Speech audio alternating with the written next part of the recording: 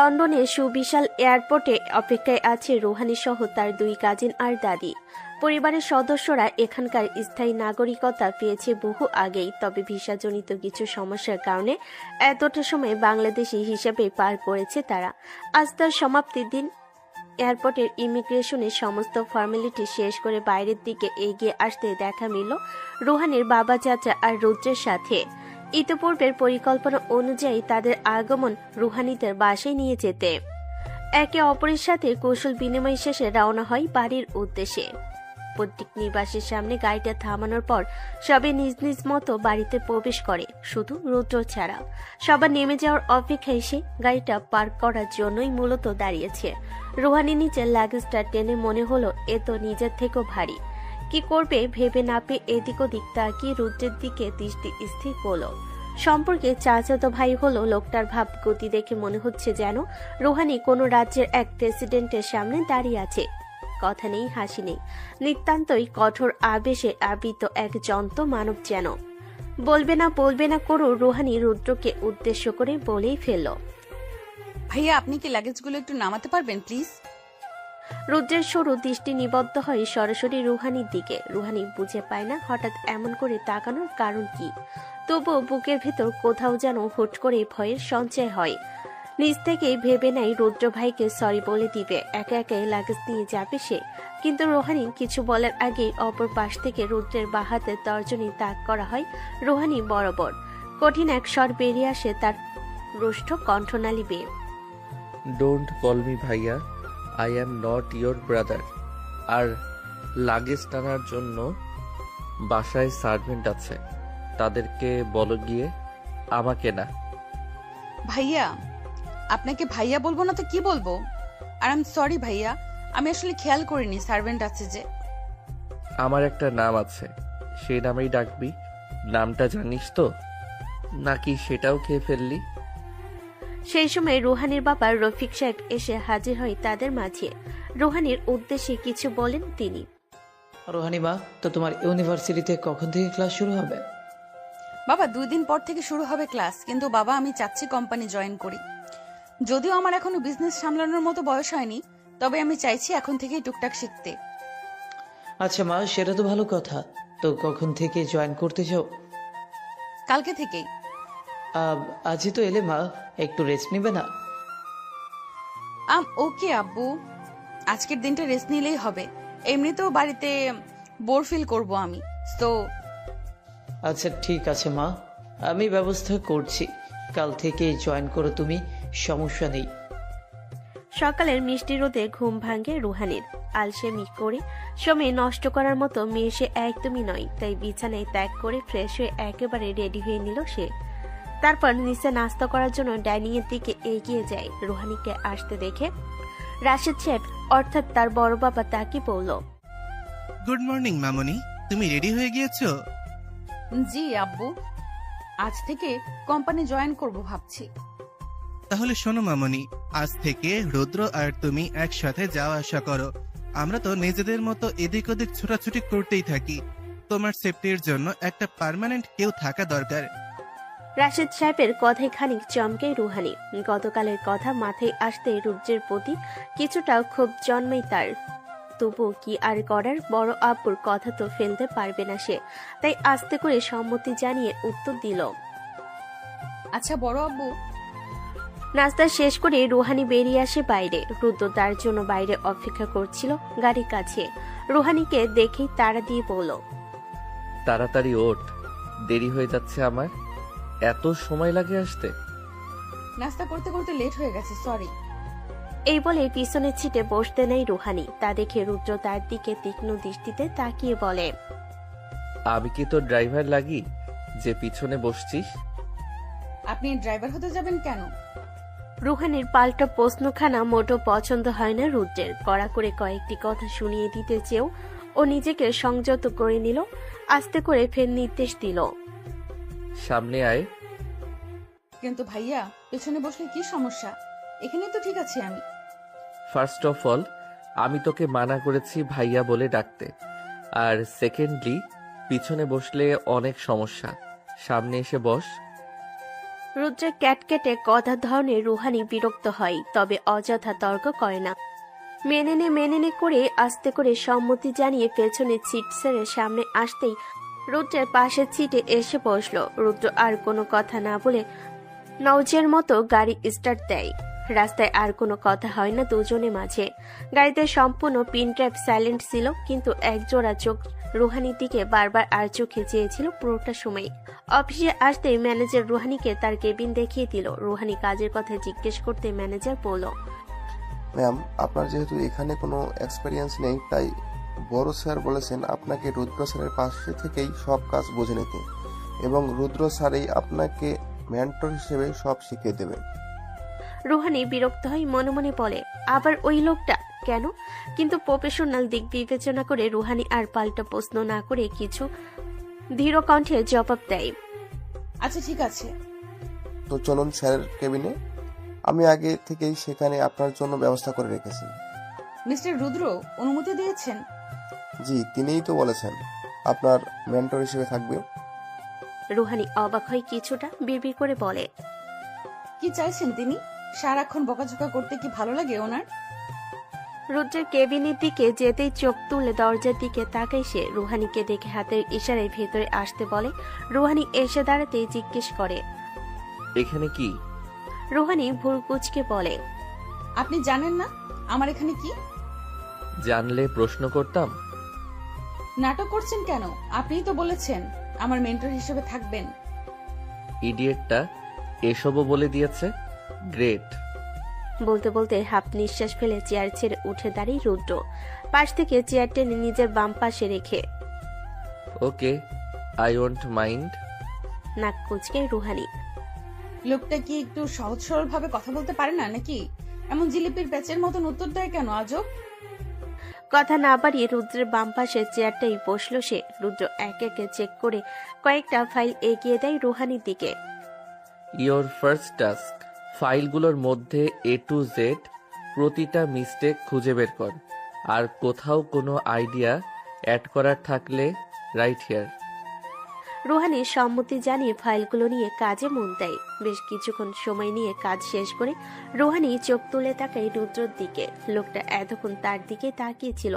চোখাচোখি হতেই রুদ্র অপ্রস্তুত হয় না, বরং কনফিডেন্সের সাথে বলে ওঠে, হোয়াট? রুহানি কথা না বাড়িয়ে ফাইলগুলো এগিয়ে দিয়ে বলে, আপনার ফাইলগুলো দেখা হয়েছে, আর আইডিয়া নতুন করে কিছু অ্যাড করেছি। পছন্দ হবে কিনা জানা নেই। রুদ্র তার দিকে স্থির দৃষ্টি রেখেই হাত বাড়িয়ে ফাইলগুলো নেয়। প্রতিটি কাজ ভালো করে দেখে নিয়ে বুঝলো রুহানি একেবারে নতুন হলো কাজ ভালোই করে। তার দেওয়া প্রতিটি আইডিয়াই আগের তুলনায় ভালো। আমার ফাইলগুলো ঠিক আছে তো? মনে মনে মেয়েটার কাজে তারিফ করলেও মুখে কিছু বলল না রুদ্র। কথাটাকে সম্পূর্ণ অগ্রাহ্য করে চেয়ার ছেড়ে উঠে এগিয়ে আসে ধীরে ধীরে রুহানির দিকে। রুহানি এক দৃষ্টিতে তাকিয়ে থেকে লোকটার মতিগতি বোঝার চেষ্টা চালায়। এভাবে আসছে কেন? কাজে ভুল হয়েছে বলে কি থাপ্পড় মারবে নাকি? না না, তা হয় নাকি? এটা তো অফিস। তাহলে আপনি এভাবে এগোচ্ছেন কেন? কোনো ভুল হয়েছে? রুদ্র এগিয়ে আসতে আসতে রুষ্ট কণ্ঠে বলে, ভুল তো হয়েছেই। কোথায় ভুল হয়েছে বলুন, আমি ঠিক করে দিচ্ছি। রুদ্র সরু চোখে তাকিয়ে থাকে রুহানির দিকে। ঠোঁট নাড়িয়ে গম্ভীর কণ্ঠে বলে ওঠে, নিজের ইনার দেখিয়ে কি আমাকে সিডিউস করার ট্রাই করছিস তুই? মানে? রুদ্র চুপ থাকে। নিজের ডান হাতটা এগিয়ে নিয়ে রুহানির বাঁ কাঁধের জামাটা টেনে ঠিক করে দেয়। গম্ভীর কণ্ঠে সতর্ক করে বলে, নেক্সট টাইম থেকে এসব ঠিকঠাক না রাখতে পারলে অফিসে আসার প্রয়োজন নেই। আগে নিজেকে সামলাতে শেখ, তারপর বিজনেস। লজ্জে রুহানি পারছে না মাটিতে ঢুকে পড়তে। ইস, এমনটা কি করে হলো? আসার সময় তো সব ঠিকই ছিল। ভুল হয়েছে স্বীকার করার প্রেক্ষিতে আস্তে করে মাথা নিচু করে বলে, সরি, আসলে আমি খেয়াল। আমি দেখেছি, মেনে নিলাম, বাট অফিসের কারোর সামনে যদি এমন উল্টাপাল্টা কিছু দেখি আমি, আই সোয়ার মাথার উপর তুলে একটা আছাড় মারবো তোকে আমি। নাও গেট আউট ফ্রম হেয়ার। আমি ডাকার আগে যেন এখানে না দেখি তোকে আর।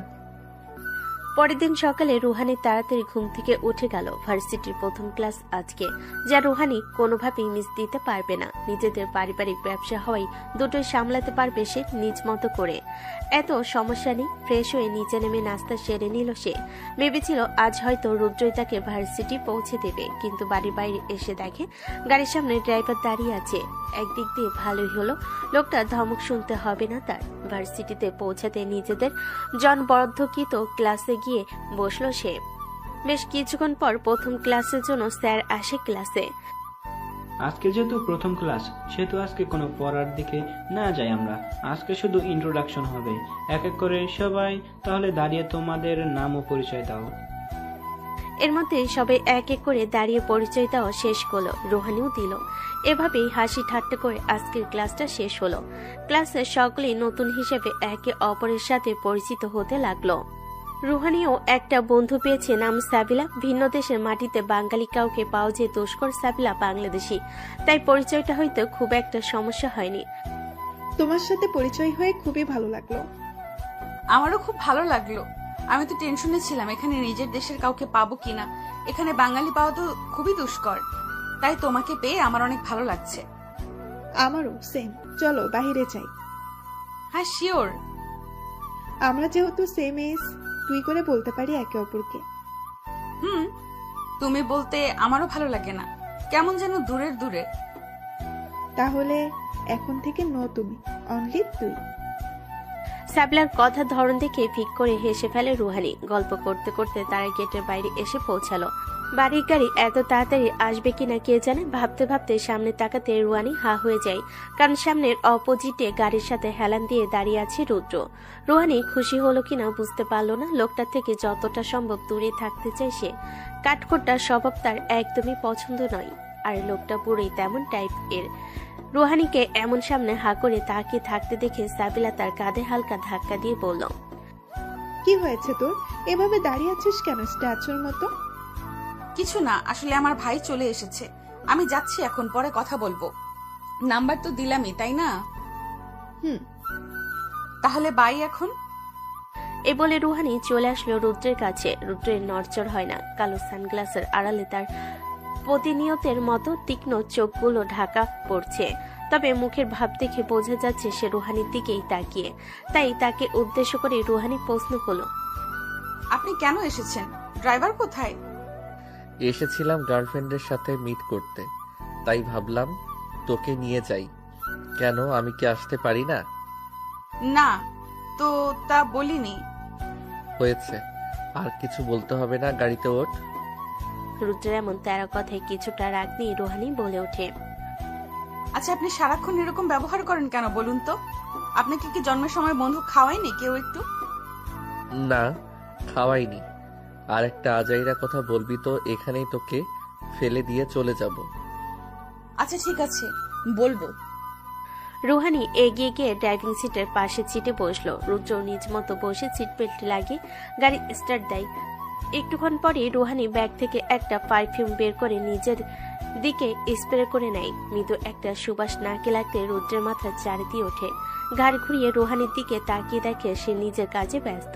মাত্রই মিনি পারফিউমটা ব্যাগে ভরে লিপস্টিক বের করে গাড়ি মিররে তাকিয়ে ঠোঁটে লাগাতে লাগলো। রুদ্রের গলা শুকিয়ে আসে ক্ষণে ক্ষণে। মেয়েটি এসব কি না করলে নয়। এখন নিজের রুদ্ধতা বজায় রাখার আপ্রাণ চেষ্টা করে রগরগে কণ্ঠে বলে ওঠে, what are you doing this bullshit? Ruhani নিজের কাজ শেষ করে লিপস্টিকটা ওর ব্যাগে রেখে বলল, অফিস যাবে না, তাই একটু সেজে নিচ্ছি। দেখুন তো কেমন লাগছে আমায়। বলে রুদ্রর দিকে তাকিয়ে মিষ্টি করে একটা হাসি দেয় রুহানি। ব্যাস, আর কে সামলে রুদ্রকে। তাড়াহুড়ো করে কোনো মতে রাস্তার একপাশে নিয়ে গাড়িতে সজোরে ব্রেক কষল সে। রুহানি অবাক হয়ে বলতে নেয়, কি হলো গাড়ি কিন্তু পুরোটা বলার আর সুযোগ পেল না সে। ইতিমধ্যে রুদ্র তার সিট থেকে উঠে রুহানির দিকে ঝুঁকে আসে। বাহাত রুহানির গলার পেছনে নিয়ে গলার সাথে নাক ডুবিয়ে ঘ্রাণ নেয় শিকারী ভঙ্গিতে। থমকে যায় রুহানি। রুদ্রকে থামাতে বলতে নাই, রুদ্র ভাইয়া। কিন্তু তার আগে রুদ্র তার গলা থেকে মুখ তুলে ঠোঁটে ঠোঁট ডুবিয়ে দেয় তৎক্ষণাৎ। বেশ অনেকক্ষণ পর ছাড়া পেতে রুহানি হাঁপাতে থাকে তড়িৎ বেগে। চমকে বলে ওঠে, এটা আপনি কি করলেন? রুদ্রের ভাবখানা এমন যেন কিছুই হয়নি, নিজ মতোই আবার গাড়ি স্টার্ট দিয়ে সামনে তাকিয়ে বলে, এটা তোর প্রাপ্য ছিল। এত সেজেগুজে অফিস যাওয়ার শাস্তি। এখন সোজা বাড়ি যাবি তুই। আর নেক্সট টাইম থেকে এমন লিপস্টিক পরে আমার সামনে আসলে এর থেকেও খারাপ হবে। প্রায় 20 মিনিট পর তারা বাড়িতে পৌঁছালো। এর মধ্যে রুহানি আর একটা কথাও বলল না। বাড়িতে পৌঁছানোর পর আর 1 মিনিটও ওয়েট করলো না, সঙ্গে সঙ্গে গাড়ি থেকে নেমে ছুটে বাড়িতে ঢুকে গেল সে। তাকে এমন ছুটে আসতে দেখে সালেহা বেগম এসে জিজ্ঞেস করে, কিরে মা, এত হন্তদন্ত হয়ে আসলি যে, কিছু কি হয়েছে? না তো কিছু হয়নি, একটু টায়ার্ড লাগছে তো তাই। এই বলে রুহানি নিজের রুমে চলে গেল। রাতের খাবারও টেবিলে আসলো না। সালেহা বেগম বাধ্য হয়ে তার খাবারটা রুমে পৌঁছে দিল। পরের দিন সকালে রেডি হয়ে নিচে নামতে রুদ্র এর মুখোমুখি হয় রুহানি। গতকালের কথা মনে পড়তেই ঢোক গিলে সে, ভাবতে থাকে আজও এর বজ্জাত লোকের সাথে যেতে হবে তার। এর মাঝে রুদ্র তাকে দেখে বাইরে যেতে যেতে বলল, তাড়াতাড়ি আয়, দেরি হয়ে যাচ্ছে। রুহানিও তাড়াতাড়ি চলে গেল, গাড়িতে উঠে বসলো। আজকে রুহানিদের সাথে নীলিমা ও রোদেলা তারাও যাবে। তাদের ভার্সিটিও আজকে বন্ধ, তাই তারা যাবে আজকে। রুহানি সামনে বসলো আর বাকি দুজন পিছনে। ভাইয়া, বাড়ি থেকে অফিসের দূরত্ব কতক্ষণ? প্রায় 30 মিনিট। আচ্ছা ভাইয়া, আমরা তো আসছি পর্যন্ত এইখানে, ঘুরতে যেতে পারিনি কোথাও। আচ্ছা, কোথায় যেতে চাচ্ছিস তোরা?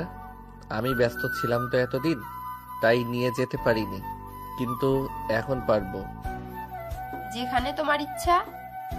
এখানে অনেক ফেমাস টুরিস্ট স্পট আছে, তোরা চাইলে ওখানে নিয়ে যাব। আচ্ছা ভাইয়া। পুরা রাস্তায় রুহানি কিছুই বলল না, চুপচাপ ওদের কথা শুনলো। কিছু বললে যদি এই শয়তানটা আবার কিছু করে, তাই আর কিছু বলল না। এর মধ্যে অফিসে চলে আসলো সবে। রুহানি নিজের কাজ বুঝতে রুদ্রের কেবিনে গেল। আর সেদিনই এর মতো রুদ্র রুহানিকে অনেকগুলো ফাইল ধরিয়ে দিল। এইগুলো সব দেখা শেষ করবি, তারপর আমাকে দেখাবি। এতগুলো ফাইল? হ্যাঁ, এতগুলো। তুই নিজেই তো দায়িত্বটা নিলি, তাই এখন এগুলো করতেও হবে।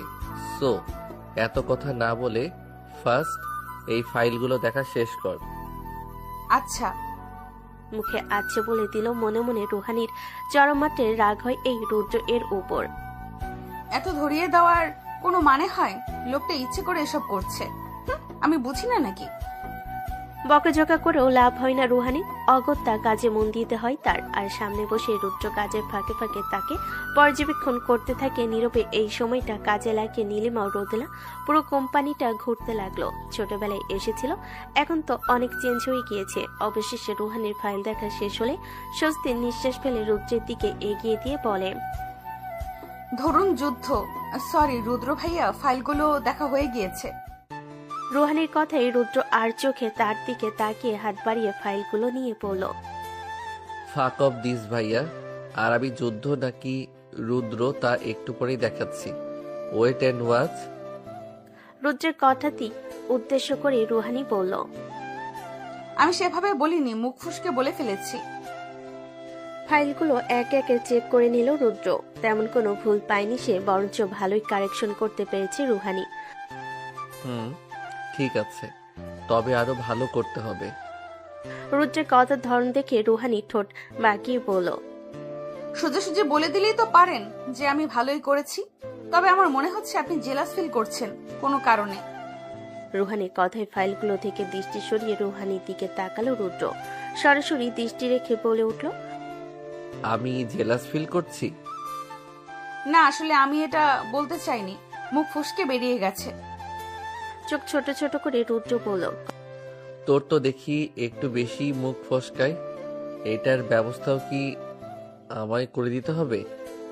কথাটি বলতেই রুহানির দিকে ধীরে ধীরে এগোতে লাগলো রুদ্র।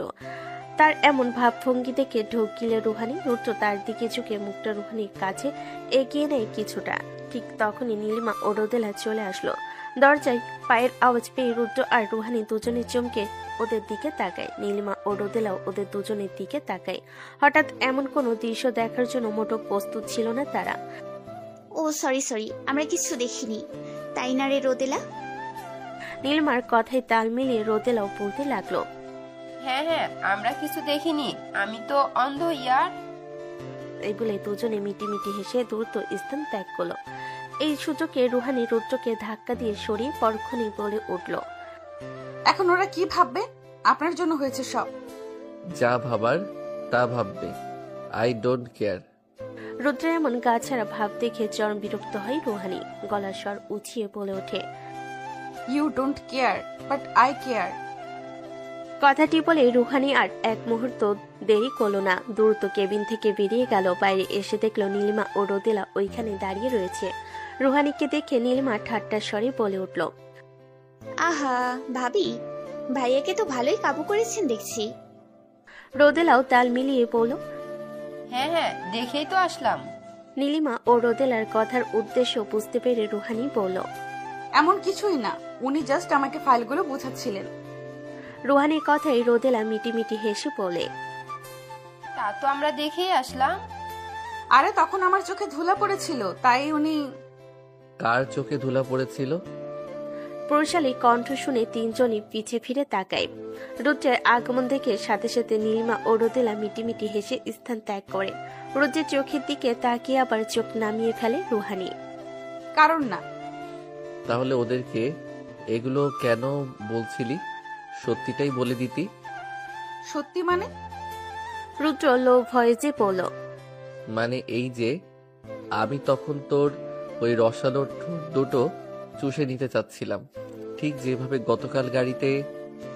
ছি, আর ওরা যদি জিজ্ঞেস করতো কেন এমন করছিলেন, তখন বলে দিতি যে তুই আমার গার্লফ্রেন্ড। তাই রুদ্রের কথায় অবাক হয়ে রুহানি বলে ওঠে, কি? এভাবে রিয়াক্ট করার কি আছে? যা সত্যি তাই বলতি। আফটার অল তুই তো সত্যবাদী। আমি কখন আপনার গার্লফ্রেন্ড হলাম আবার? যেদিন থেকে আমি মনে করেছি। আপনি মনে করেছেন মানে? আপনি আমার সম্পর্কে ভাই হন, এসব কি? আমি তো সেটা জানতে চাইনি, আমি তো শুধু আমারটা বলেছি। Not even your. হয়েছে, চল এখন, কালকে না তোর ভার্সিটি আছে। রুহানি এসব কথা শুনে মাথা ঘুরছে, কি বলে এগুলো রুদ্র। অবগতা নিয়ে গাড়িতে উঠে বসে রুহানি। গাড়িতে বসে নীলিমা ও রোদেলা হাসাহাসি করছে, আবার একটু পর পর ফিসফিস করছে। রুদ্র নীলিমার উদ্দেশ্য করে বলে ওঠে, নীলিমা, তোর উর্বি ভাবিকে জিজ্ঞেস কর যে কোথায় যাবে ঘুরতে। রুদ্রের কথায় রুহানি ভুরুকুচকে বলে ওঠে, কে ভাবি? কিসের ভাবি? রুহানির কথায় পাত্তা না দিয়ে নীলিমা বলে, তা ভাবি, আপনি কোথায় ঘুরতে যেতে ইচ্ছুক? আপনার উডবি হাজবেন্ড জিজ্ঞেস করেছেন। আমি তোর বয়সী, এসব আপনি আগে মানে কি নীলিমা? আর তাছাড়া আমি তোর কাজিন হই, ভাবি না।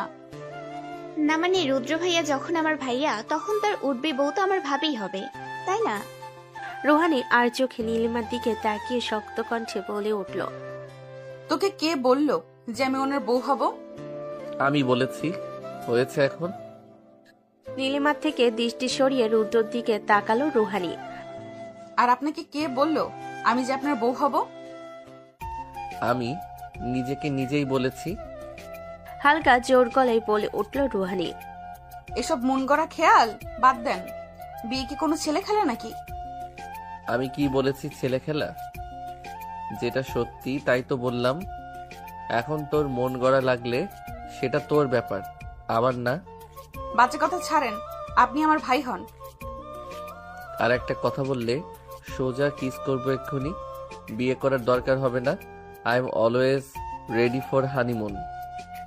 রুদ্র এই কথা বলে যেন বম ফাটালো। নীলিমা ও রোদেলা তো একজন আরেকজনের দিকে চেয়ে মিটিমিটি হাসছে, পারছে না শুধু গাড়ি থেকে ছিটকে পড়তে হাসতে হাসতে। এদিকে লজ্জায় রুহানির ফর্সা গাল দুটো ও নাকের ডগা লাল বর্ণ ধারণ করেছে, যেন কেউ তাকে চটকে মেরেছে। ইস, লোকটা এমন কেন? ছি। কিছুদিন কেটে গেল এভাবে। এক বিকেলে সবাই ঠিক করেছে কোথাও ঘুরতে যাবে, তাই রুহানি বেবি পিঙ্ক কালারের সুন্দর একটা কুর্তি পরে রেডি হয়ে নিয়েছে ঘুরতে যাবে বলে। সবাই রেডি হয়ে নিচে ওয়েট করছে রুহানির জন্য। সাজগোজের দিক থেকে সবসময় লেট লতিফা। অবশেষে সবার অপেক্ষার পর ভেঙে নিচে নেমে এলো রুহানি। রুদ্র আর চোখে কেবল রুহানিকে দেখছে, সেটা লক্ষ্য করে নীলিমা আস্তে করে বলে ওঠে, ভাইয়া এভাবে দেখো না, নজর লেগে যাবে তো। রুদ্র স্বাভাবিক গলায় আস্তে করে বলে, আমার গার্লফ্রেন্ডকে আমি দেখবো না তো কে দেখবে? তোর বর। কথার মাঝে রাশেদ সাহেব বলে উঠল, রুহানি চলে এসেছি, এখন চলো সবাই। 2টা গাড়ি সম্পূর্ণ ফুল হয়ে গেছে। বাড়ির সবাই 2টা গাড়ি দখল করে বসে আছে রুহানি ছাড়া। আর দেরি করলে এমনই হয়। রুহানি এবার ভাবছে কি করে যাবে। তার ভাবনার মাঝে হঠাৎ করে পুরুষালী কণ্ঠ ভেসে ওঠে, এভাবে দাঁড়িয়ে আছিস কেন? তাড়াতাড়ি ওঠ বাইকে। হ্যাঁ মা, গাড়িতে তো জায়গা নেই, তুমি বাইকে করে যাও। আমি রুদ্রকে আগেই বলে রেখেছি। রুদ্রের সাথে ঘাটতারামি করার ইচ্ছে থাকলেও রাশেদ সাহেবের কথার উপর আর কিছু বলতে পারে না সে। তাই তো বাধ্য মেয়ের মতো বাইকে উঠে বসে রুদ্র ও বাইক স্টার্ট দেয়। রুহানি বেশ ইতস্তত করে বলে ওঠে, একটু আস্তে চালাবেন, আমার ভয় করে বাইকে। আমাকে ধরে বস ঠিক করে। না, আমি ঠিক আছি এভাবেই। রুদ্র আর কথা বাড়ল না। বাঁকা হেসে গিয়ারে একটা চাপ দিতে রুহানি রুদ্রের গায়ের উপর ঢলে পড়ল। সাথে সাথে রুহানি এক হাত রুদ্রের পেটের দিকে শার্ট খামচে ধরল ভয়। রুদ্র দেরি করে না আর কোনো কথাবার্তা ছাড়ে দ্রুত গতিতে বাইক চালাতে শুরু করে। রুদ্রকে জোরে বাইক চালাতে দেখে রুহানি ভয়ে বলে ওঠে, একটু আস্তে চালান প্লিজ। এটাই আমার মিনিমাম স্পিড, তাও তোর জন্য এরকম স্পিডে চালাচ্ছি। রুহানি আর কথা বাড়ালো না। আরেক হাতে রুদ্রের পিঠের সাইডে শার্টের কিছু অংশ খামচে ধরে মনে মনে আল্লাহর নাম নিতে থাকলো। সবে এসে থামলো একটা রেস্টুরেন্টের সামনে। রেস্টুরেন্টের ভিতরে প্রবেশ করে সবাই যে যার মতো খাবার অর্ডার দিল। মেয়েরা সবাই ফটো কর্নারে টুকিটাকি ছবি তুলে নিচ্ছে। পুরো সন্ধ্যাটা বেশ ভালোই কেটেছে সবার। সবাই সবার মতো এনজয় করেছে আজ। রুহানিও আজ অনেক এনজয় করেছে। এখন সবার গন্তব্য বাড়ি পৌঁছানো। সবাই রওনা হলো বাড়ির উদ্দেশ্যে। এবারও রুহানিকে রুদ্রের সাথে যেতে হলো। রুহানি বাইকে উঠে বসতেই রুদ্র স্বাভাবিক কণ্ঠে বলে ওঠে, এবার শক্ত করে ধর, না হলে আবার আগের মতো গায়ে এসে পড়বি। As I agree that you are my would be wife. আমি তোর ওই বিষয়টা ভীষণ এনজয় করেছি। তো যদি তুই চাস আমি আবার সেরকম ফিল নেই, তাহলে ধরে বসার প্রয়োজন নেই।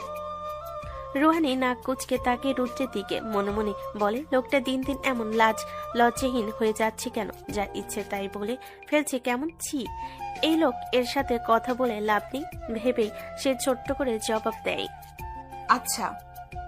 খানিকটা সময় পার হয়। বাইক চলছে তার নিজ গতিতে। চারপাশে মৃদু ঝড় বইছে।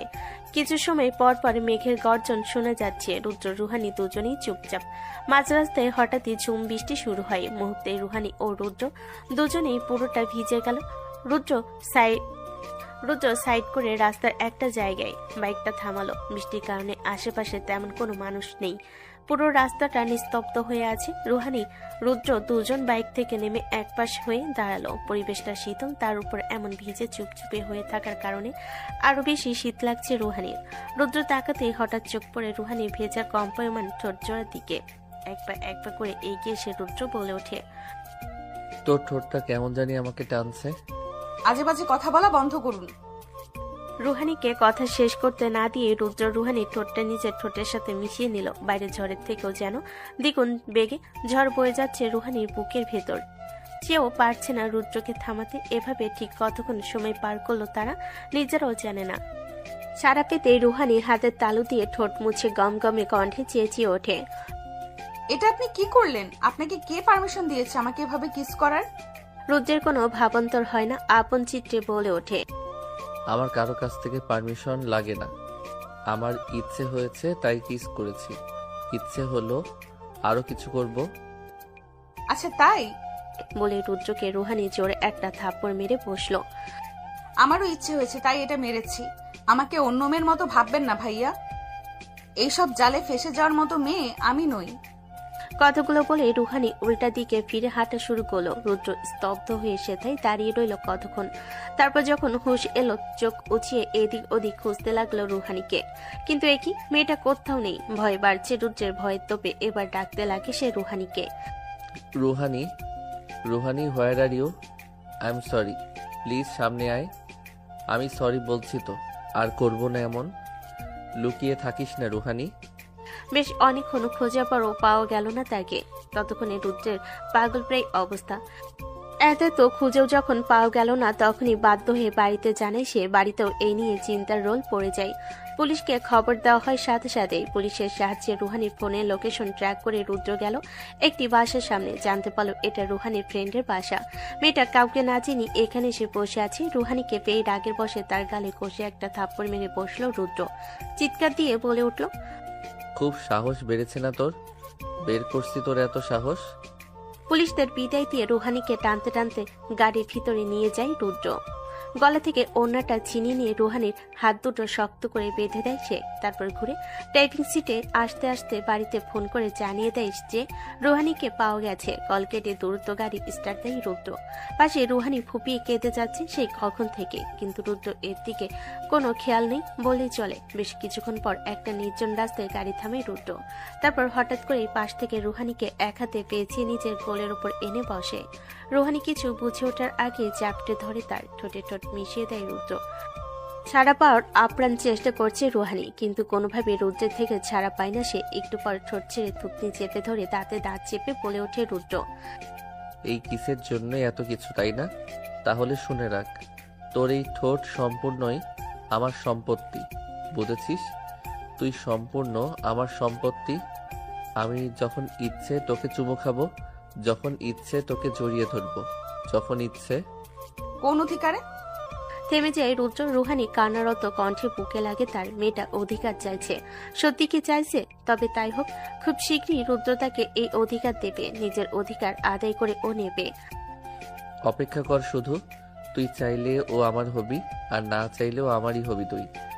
আর কটা দিন অপেক্ষা কর, আমি দেখিয়ে দেব আমার অধিকার ঠিক কতটুকু তোর প্রতি।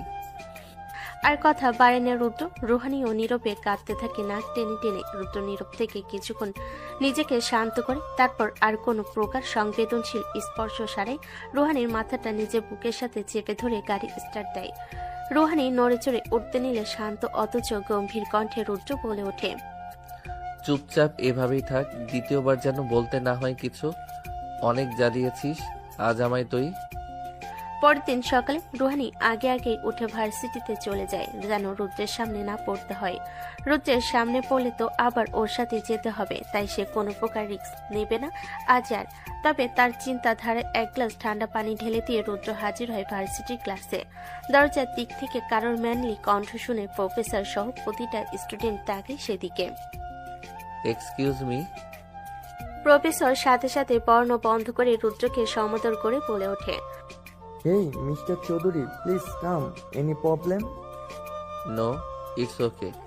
I'm just come for to take her. বলতে বলতে রুদ্র পুরুষালী ভঙ্গিমায় নিজের বাঁ হাতের তর্জনী বাঁকিয়ে রুহানির দিকে ইশারা করে। সাথে সাথে রুহানির গলা শুকিয়ে কাট। এদিকে ক্লাসের অনেকগুলো মেয়ে ট্যাপ ট্যাপ করে তাকিয়েছিল রুদ্রের দিকে। এই কথা শোনার পর সকলে এবার দৃষ্টি দেয় রুহানির দিকে। পাশ থেকে সাবিলাও বলে ওঠে, কিরে, এত হ্যান্ডসাম একটা ছেলে তোকে নিতে এসেছে? কাহিনী কি দোস্ত? রুহানি বিড়বিড় করে ধমকে বলে, থামবি? উনি আমার সম্পর্কে ভাই হয়, চাচাতো ভাই। প্রফেসর রুদ্রকে জিজ্ঞেস করে, You know her? Yeah. What is the relationship between you two guys, Mr. Chaudhary? রুদ্রের দৃষ্টি সরে না রুহানির দিকে। ওভাবে তাকিয়ে বাঁকা হেসে বলে ওঠে, She is my would-be wife, so can I? Yeah, sure. অনুমতি পেতে রুদ্র এগিয়ে গিয়ে নিজ হাতে রুহানির খাতা কলম ব্যাগে নিয়ে তার হাতে ব্যাগটা নিয়ে ডান হাত দিয়ে রুহানির হাতটা ধরে এক প্রকার টানতে টানতে বের করে ক্লাসরুম থেকে বাইরে আসতে রুহানি হালকা চেঁচিয়ে ওঠে, আপনি এখানে কেন এসেছেন? তোকে নিয়ে যেতে, সুইটহার্ট। বাজে কথা বন্ধ করুন। আর কিসের সুইটহার্ট? আমি কোনো সুইটহার্টার না। আর ক্লাসের মাঝখানে এগুলো কি বললেন আপনি? তুই এখানে আমার সাথে ঝগড়া করতে এসেছিস? আমি তোকে বিয়ে করব, তো সেই সুবাদে তুই আমার উড-বি ওয়াইফই তো হবি, তাই না? এইভাবে ক্লাসে এসে আমাকে ডিস্টার্ব করবেন না। এই বলে রুহানি রুদ্রের হাত ছাড়িয়ে যেতে চাইলে রুদ্র আরো শক্ত করে চেপে ধরে রুহানির হাতখানা। তোকে কি এখানে এনেছি চলে যাওয়ার জন্য? আজ সারা দিন তুই আমার সাথে থাকবি। It's your punishment. কে বলেছে আমি আপনার সাথে থাকবো? কার পারমিশনে আপনি আমাকে নিয়ে যেতে এসেছেন? আমার কারো পারমিশন লাগে না। You know that very well. আমি যাব না। রুদ্র আর কিছু বলে না, তবে নিজে পেশিবহুল হাতের সাহায্যে হঠাৎ করে রুহানিকে কোলে তুলে নেয়। কি করছেন কি? নিচে নামান আমাকে, আমি যাব না। কথা বলে না বেবি গার্ল। নামান আমাকে, নামান বলছি। রুদ্র আর কিছু না বলে রুহানিকে গাড়িতে বসিয়ে দেয়, তারপর গাড়ি দরজা লক করে দেয় যাতে বের না হতে পারে।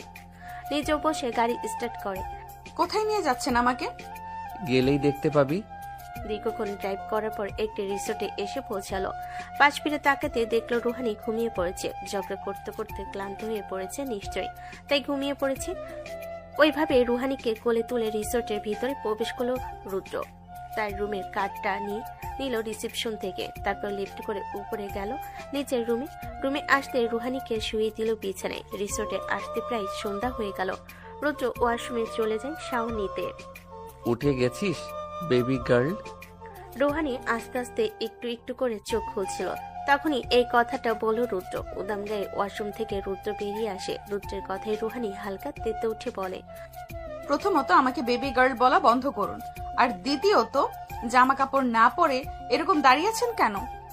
অন্যদিকে ফিরে এ কথাগুলো বলল রুহানি। তা ওইদিকে ফিরে যে কথাগুলো বলছিস, আই কন্টাক্ট হচ্ছে না তো? আর আমার আই কন্টাক্ট না হলে আমি কথা বুঝি না, তাই তোর কথা আমি বুঝছি না। এই দিকে তাকিয়ে কথা বল।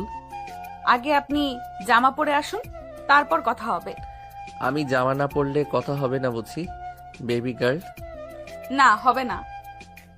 তাহলে তো আরো ভালো। এমনিও তোর প্যাচ প্যাচ শুনতে আমার ভালো লাগছে না। আর তোকে এখানে কথা বলার জন্য আনা হয়নি, অন্য কিছুর জন্য আনা হয়েছে। অন্য কিছু মানে? রুদ্র কিছু না বলে বাঁকাশে ধীরে ধীরে রুহানির দিকে এগোতে থাকে। তার এমন আগানো দেখে রুহানি পিছুতে থাকে। একটা সময় দেওয়ালের সাথে লেগে গেল রুহানি পিঠ। তখনই সুযোগ বুঝে রুদ্র রুহানির ঠোঁট নিজে দখলে করে নিল। বেশ অনেকক্ষণ পর রুহানির মোচানোতে তাকে ছেড়ে দাঁড়ায় রুদ্র। আজ আমি ছেড়ে দিচ্ছি, তবে বাসর রাতে ছাড়াছাড়ি হবে না। এই বলে বিছানা থেকে তার টি শার্ট গায়ে দিতে দিতে বেরিয়ে গেল রুহানির রুম থেকে। রুহানি পিছন থেকে রুদ্রের যাও দেখলো। যেহেতু ওর সাথে এটা প্রথম নয়, তাই তেমন একটা খারাপ লাগছে না। আস্তে আস্তে ওরও কিছু একটা ফিল হচ্ছে, তবে সেটা কি সে জানে না, জানতে চায় না। এমন না হওয়ার সম্পর্কে যে রুহানি ভীষণ ভয়। এটা কি ভালোবাসা? নিজেকে নিজে প্রশ্ন করলো সে, তবে সে উত্তর পাওয়া গেল না। আর পুরো রাত ভাবলো রুহানি। এরপর বিরক্ত হয়ে পাশে বারান্দায় গিয়ে বসে সে। বারান্দাটা থেকে সমুদ্র দেখা যায়। একটু পরপরই সমুদ্রের হাওয়া এসে তার চুলগুলো উড়িয়ে দিয়ে যায়, আর তার মনে সুপ্ত অনুভূতিগুলো আবারও জাগিয়ে তোলে। সারা রাত ভাবতে থাকে নানান কথা, তার ভালোবাসার কথা। রুদ্রের এভাবে চলে যাওয়া তার কাছে ভালো লাগে। সে বিয়ের আগে এসব করতে চায় না। রুহানির সম্মানের কথা ভাবে। রুহানি যখন হারিয়ে গিয়েছিল তখন রুদ্র পাগলের মতো খুঁজেছিল রুহানিকে। এসব ভাবতে ভাবতে কখন যে বাইরের ছোপার উপরে শুয়ে পড়ে তার খেয়াল নেই। সকালে কারোর ডাকে ঘুম ভাঙতে চোখ খুলে রুদ্রকে দেখতে পেল সে। মশা মাছির কামড় খেতে ওখানে শুয়েছিলেন?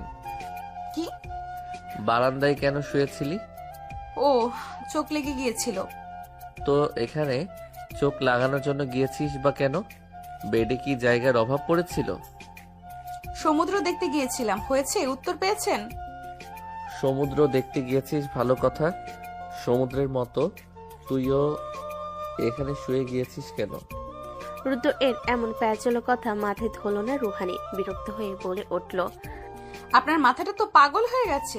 কি সব আবল তাবল বকছেন? হ্যাঁ, আমার মাথা পাগল হয়ে গেছে তোর জন্য, শুধু তোর জন্য সুইটার্ট। তাহলে পাগলা গারদে যান, না হলে সাইকোলজিস্টের কাছে যান। আমার কানের কাছে এসে বকবক করবেন না। আর এখন যান, এখান থেকে আমি চেঞ্জ করব। তুই দেখা সাইকোলজিস্ট? কেন? আমি কেন দেখাবো? সাইকোলজি তোর সবচেয়ে বেশি দরকার, আমার চেয়েও বেশি। কারণ এতদিন ধরে একটা মানুষ আর একটা মানুষকে নিজের ফিলিংস বোঝাতে চেষ্টা করছে, আর অন্য মানুষটা তাকে পাত্তাই দিচ্ছে না। আর সেই মানুষটা হলি তুই। সো তোর তো অবশ্যই সাইকোলজিস্ট দেখানো উচিত। রুহানি আর কিছুই বলল না। তার মনে সুপ্ত অনুভূতিকে আবার জাগিয়ে তুলল রুদ্র। আর রুদ্রের এসব পাগলামি আগে তার ভালো লাগতো না, কিন্তু এখন এসব ছোট ছোট কেয়ারিং জিনিস, তারপর রুদ্র যে এফোর্ট দেখায় তার রুহানি বেশ ভালো লাগে। আসলে সে এসবের প্রতি মায়ে পড়ে গেছে। আস্তে আস্তে সেইগুলোর প্রতি দুর্বল হয়ে পড়ছে, কিন্তু তার রুদ্রকে বুঝতে দেয় না। আসলে ছোট থেকে রুহানি খুব ক্যারিয়ার ফোকাস ছিল। সে সবসময় পড়ালেখা ও তার ক্যারিয়ার নিয়ে পড়ে থাকতো। এসব প্রেম প্রীতি তার কোনো কালেই পছন্দের ছিল না। তবে এমন নয় যে তার জীবনে কেউ আসেনি, এসেছিল, তবে সে ওকে ধোঁকা দিয়ে চলে যায়, যার রুহানি সহ্য করতে পারেনি। তাই সে আর এসবে বিশ্বাস করে না। মূলত সে ভালোবাসাকেই আর বিশ্বাস করে না। বাইরে আছি, দ্রুত চেঞ্জ করে বের হয়ে আয়। বেশ কিছুক্ষণ পর রুহানি বেরিয়ে এলো রুদ্রর সামনে। পরনে তার সাদা স্টোনের একটা শাড়ি। আসলে শাড়ি পরতে পরতে একটু দেরি হয়ে গেছে, আর সব সময় আমাকে আম্মুই শাড়ি পরিয়ে দেয়, তো এখন ইউটিউব দেখে শাড়ি পরতে একটু টাইম লেগে গেছে। রুদ্র তো এক দৃষ্টিতে রুহানির দিকে তাকিয়ে থাকে, এ যেন সে হুড়পুড়ি দেখছে। ওকে যে শাড়িতে এত বেশি সুন্দর লাগবে তা বুঝতে পারেনি রুদ্র। আর তার চেয়েও বেশি অবাক করার বিষয় হলো রুহানি আজ নিজের ইচ্ছে শাড়ি পরেছে। তা শাড়ি পরা কেন হলো আজকে? আমার জন্য বুঝি? আপনার জন্য কেন হবে? আমার ছোটবেলা থেকেই ইচ্ছে ছিল আমি এরকম শাড়ি পরবো আর সমুদ্রের পাশে দাঁড়িয়ে ছবি তুলবো। আপনার জন্য না। ও, আমার জন্য না? আমি তোকে এখানে এনেছি আর তুই বলছিস আমার জন্য না? ওকে ফাইন, আমিও কোনো ছবি তুলে দিতে পারবো না আজ তোকে। ওহো, আমি কি বলেছিলাম যে আপনি আমাকে এখানে নিয়ে আসেন? আপনি নিজেই তো নিয়ে এসেছেন, আবার বড় বড় কথা বলছেন। বাড়িতে কি বলেছেন কে জানে। হয়েছে হয়েছে, চল এখন। সারাক্ষণ শুধু ঝগড়া করার তালে থাকে। আমি ঝগড়া করার তালে থাকি নাকি আপনি ঝগড়া করার তালে থাকেন? আচ্ছা ফাইন, বাট শুনে রাখ, তুই যদি আরেকবার কথা বলিস তাহলে কিন্তু তোকে এখন এখানেই সবার সামনে কিস করব। এই কথা শুনে রুহানি চুপ হয়ে গেল, আর একটা কথা বলল না। দুজন রিসোর্ট থেকে বেরিয়ে যায় সমুদ্র দেখার উদ্দেশ্যে।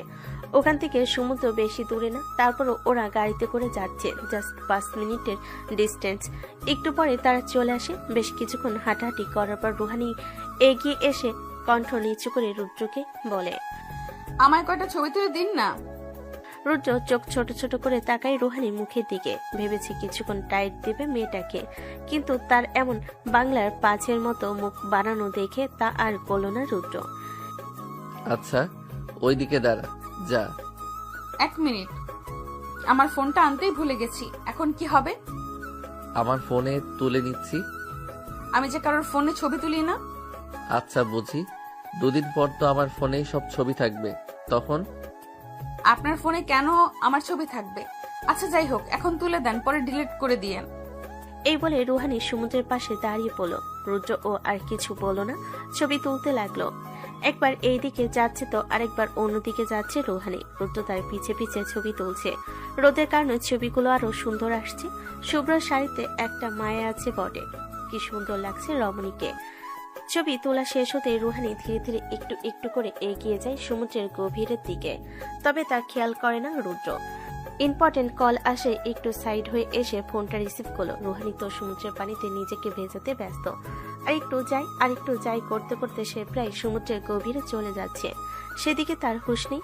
সে যে সাঁতার জানে তাও যেন ভুলে বসেছে মেয়েটা। কিছুক্ষণ পর রুদ্র যখন কথা শেষ করে পেছনে ফিরে তাকে, তখনই দেখতে পায় রুহানি প্রায় ডুবো ডুবো অবস্থায় হাতড়াচ্ছে পানিতে। রুদ্রের বুকটা যেন ধক করে ওঠে। রুহানি বলে চিৎকার দিয়ে আগে পিছে না তাকিয়ে ছুটে যায় সমুদ্রের দিকে। ভাগ্যের জোরে স্রোত আসার আগে সে রুহানিকে পাড়ি নিয়ে আসতে সক্ষম হয়। রুহানি, রুহানি, শুনতে পারছিস আমার কথা? কেন গিয়েছিস ওখানে? জান আমার।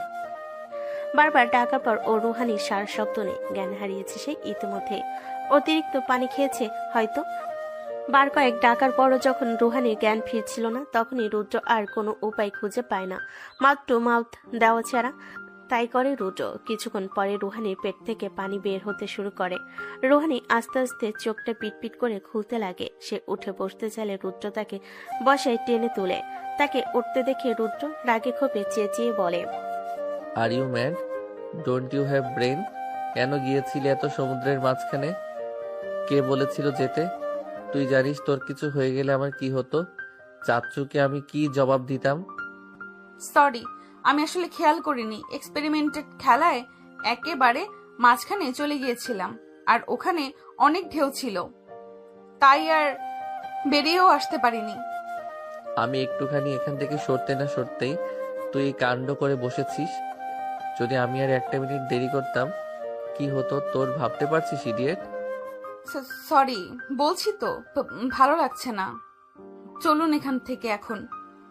রুদ্র আর কথা পায় না, রুহানিকে কোলে করে গাড়িতে বসিয়ে দিল। তারপর নিজের জ্যাকেটটা খুলে ওকে পরিয়ে দিল, নিজেও গিয়ে ড্রাইভ করতে লাগলো। প্রায় 5 মিনিট পর রিসোর্টে এসে পৌঁছালো তারা। রুদ্র আগে প্রথমে নিজে গাড়ি থেকে নামলো, তারপর রুহানিকে কোলে তুলে নিতেই সে বাধা দিয়ে বলতে নেয়, আমি একলা হেঁটে যেতে পারবো আমার রুমে। তখন আমি তোকে থাপ্পড়টা মারিনি, এখন বাধ্য করিস না আমায় সেটা করতে। রুহানি আর কিছু বলল না, চুপচাপ রইল। জানে এখন কিছু বলে সেই মায়ের খাবে, আর সে এটাও জানে যে এটা তারই দোষ ছিল, তাই আর কিছু বলতে পারছে না এখন। চুপচাপ রুদ্র যা বলে তাই হজম করতে হবে তার। রুদ্র রুহানিকে ওর রুমে এনে বসিয়ে দিল, তারপর চেঞ্জ করার জন্য কাপড় হাতে ধরিয়ে দিয়ে কোলে করে নিয়ে যায় বাথরুম পর্যন্ত এগিয়ে দিল। Thank you. প্রায় 10 মিনিট পর গোসল করে বেরিয়ে আসলো রুহানি। এই শীতের রাতে গোসল করলে নির্ঘাত জ্বর, সর্দি, কাশি একসাথে লাগবে নিশ্চিত। তবুও রুহানি করেছে, কারণ তার সমুদ্রের নোনা পানিতে অ্যালার্জি আছে, তাই তাকে বাধ্য হয়ে করতে হয়েছে। শুধু ফ্রেশ হয়ে নিলে কি চাঁদ বাঁকা হয়ে যেত? এখন কিছু হলে তোকে সামলাবে কে আবার? আমায় খালি টেনশনে ফেলার ধান্দা না? লো, আমি শখে করিনি গোসল। আমার সমুদ্রের নোনা জলে অ্যালার্জি আছে, তাই করেছি। সর্দি কাশি বা জ্বর হলে ডাক্তার না দেখলেও পারবো এখন। মেডিসিন খেলে ঠিক হয়ে যাবে, কিন্তু এখন যদি আমার অ্যালার্জি ওঠে তখন তো ডাক্তার না দেখিয়ে আমার উপায় হবে না। আর এই শহর থেকে দূরে এই রিসোর্টের আশেপাশে কোনো হসপিটাল নেই, আমি জানি। হ্যাঁ, তুই তো সব জানিস আমার মনের খবর ছাড়া। হ্যাঁ জানি তো, তবে অপ্রয়োজনীয় কিছু নয়। আমাকে কি রাগাতে তোর বেশি ইচ্ছা হচ্ছে? আই সোয়ার, রাগলে তোর দফা দফা করে ছাড়বো এখন। আমি কি বোঝাতে চাইছি তুই নিশ্চয়ই বুঝেছিস। আপনার কি কথা আটকায় না মুখে? এত ফালতু কথা কিভাবে বলেন? অসভ্য লোক একটা। অসভ্যতার তো এখনো কিছুই করলাম না, তার আগে অসভ্য বলছিস? যদি করতাম তাহলে না জানি কি বলতি। হয়েছে, আপনার বাজে বকা বন্ধ করুন। না হয়নি, তবে এখন তুই চাইলে হবে কিছু একটা। বলতে বলতে রুহানির কোমর জড়িয়ে ধরল রুদ্র। ছাড়ুন বলছি আমায়, না হলে কিন্তু খুব খারাপ হয়ে যাবে। আমি কিন্তু কামড়ে দেব বলছি। একবার শুধু কামড়িয়ে দেখ না, তারপর আমার দেওয়া বাইটগুলো ও সহ্য করার ক্ষমতা রাখিস বেবি গার্ল। ছাড়ুন বলছি, বাজে বকা বন্ধ করুন, খারাপ হয়ে যাবে কিন্তু। তা কি হবে একটু শুনি। রুহানি মুসামুসি করতে থাকলো। এক পর্যায়ে রুদ্র রুহানির ঠোঁটে নিজের ঠোঁট স্পর্শ করে। তখনই বিদ্যুৎ গতিতে শান্ত হয়ে যায় রুহানি। ছটফট বন্ধ করে শক্ত করে চেপে ধরে রুদ্র শার্ট। একটু পর রুদ্র তাকে ছাড়তে রুহানি হাতের পিঠে ঠোঁট মুছে বলে ওঠে, কি করলেন আপনি এটা? তুই কি দেখতে পাসনি? আবার করব? রুহানি আর কিছু বলল না, কারণ সে জানে রুদ্রকে কোনো কিছু বলেও তার গায়ে লাগে না, তাই বলেও লাভ নেই। একটু পরে রুদ্র চলে যায় তার রুমে। রুহানির একটু শরীর খারাপ করতে থাকে, তাই সে নীরবে গিয়ে শুয়ে পড়ে বেডে। কিছুক্ষণ পরে রুদ্র রুহানির জন্য খাবার নিয়ে আসে। তাকে এভাবে শুয়ে থাকতে দেখে গায়ে হাত দিয়ে দেখে তার সম্পূর্ণ গা গরম হয়ে আছে, তাপমাত্রা যেন বাড়তে আছে, কোনো মতেই কমছে না। রুদ্র ওয়াশরুমে গিয়ে একটা কাপড় ভিজিয়ে আনে, তারপর সেটা রুহানির মাথায় রাখে। রুদ্র তার ল্যাপটপ আনার জন্য তার রুমে যায়, তারপর রুম থেকে ল্যাপটপ নিয়ে আসে। তারপর আবার রুহানির কপাল থেকে কাপড়টা সরিয়ে টেনে টেম্পারেচার চেক করে, কিন্তু রুহানির শরীরের তাপমাত্রা আরো বেড়ে যায়। রুদ্র রুহানিকে মেডিসিনগুলো খাওয়ায়, কিন্তু মেডিসিনে কাজ করছে না, প্রচুর পরিমাণে জ্বর। রুহানি ঘুমের ঘরে যন্ত্রণায় গঙ্গাচ্ছে বারবার, কাঁপতে কাঁপতে কুজো হয়ে আছে মেয়েটা। রুমের টেম্পারেচার সর্বোচ্চ হিটে দিয়েও যেন লাভ হচ্ছে না তার। চিন্তিত হয় রুদ্র, কি করবে এখন সে? বেশ কিছুক্ষণ চিন্তা করার পর যেন মাথায় কিচ্ছু এলো না তার। পাশ থেকে গঙ্গাতে গঙ্গাতে রুহানি তার শার্ট টানছে, ঘুমের মাঝে বারবার ঢোক গিলে রুদ্র যা ভাবছে তা কি করা ঠিক হবে, হয়তো না, কিন্তু এখন যে আর কোনো উপায় নেই। রুদ্র এগিয়ে এসে রুহানির উষ্ণ কপালে একখানা চুমু খাই গভীর ভাবে।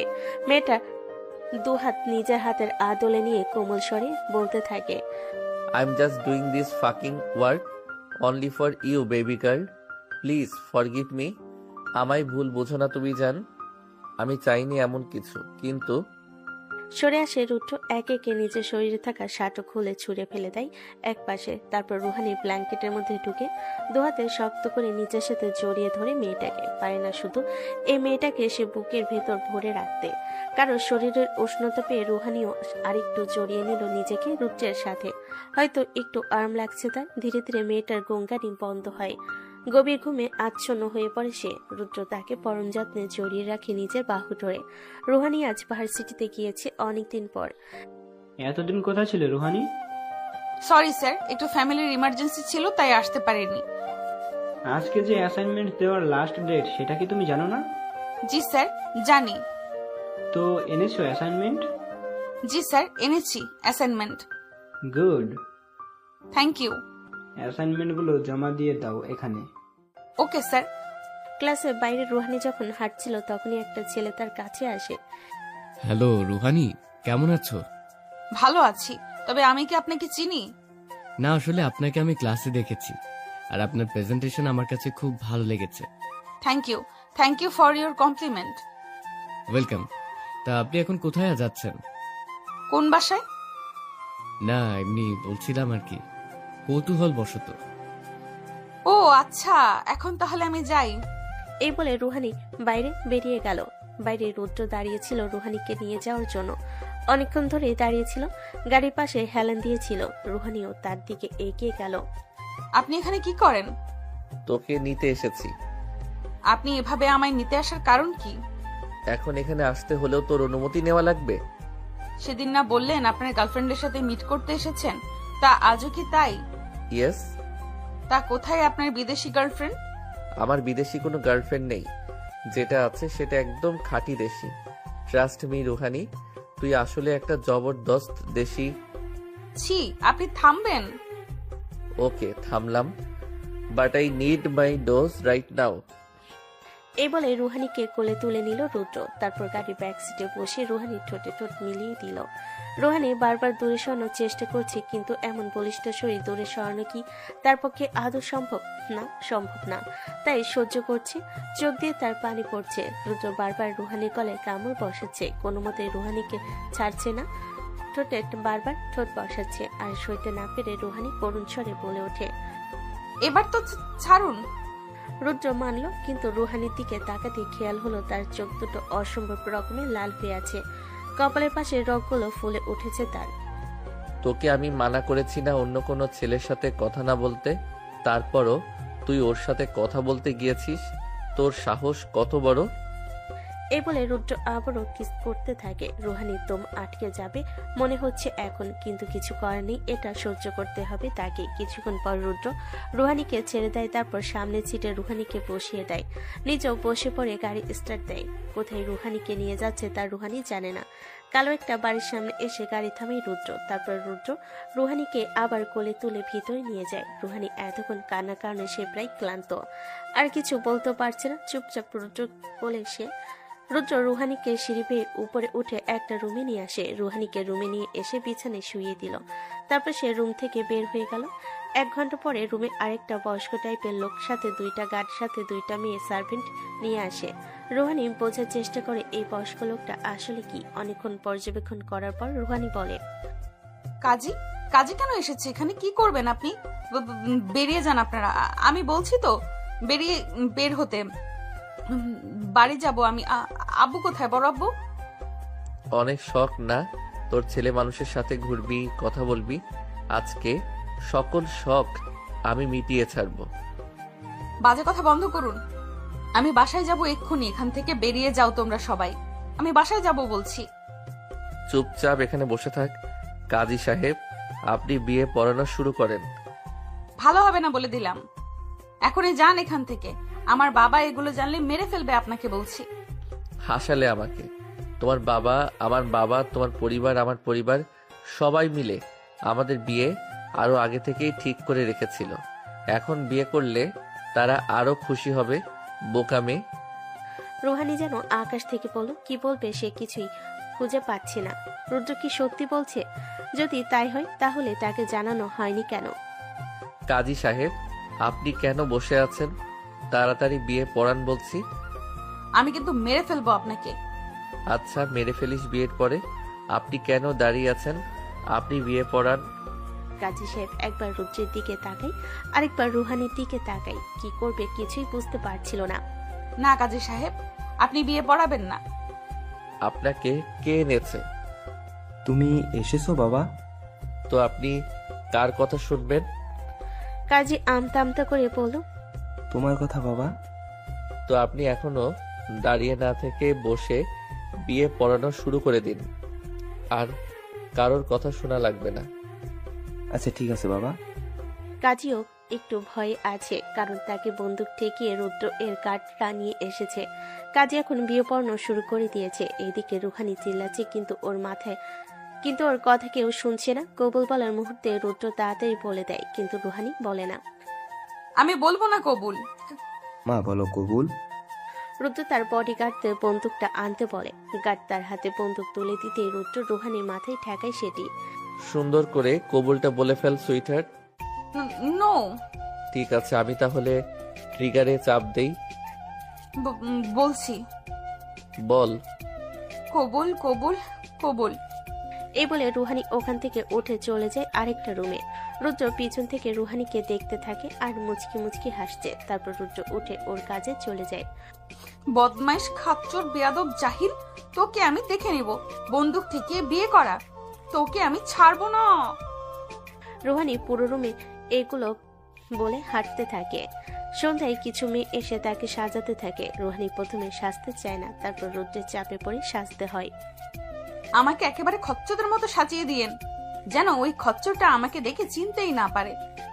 এই কথা শোনার পর মেকআপ আর্টিস্ট হাসতে হাসতে বলে, কি বলছেন আপু? আপনি তো অনেক সুন্দর, আপনাকে একটা সুন্দর মেকওভার দিলে অনেক সুন্দর লাগবে।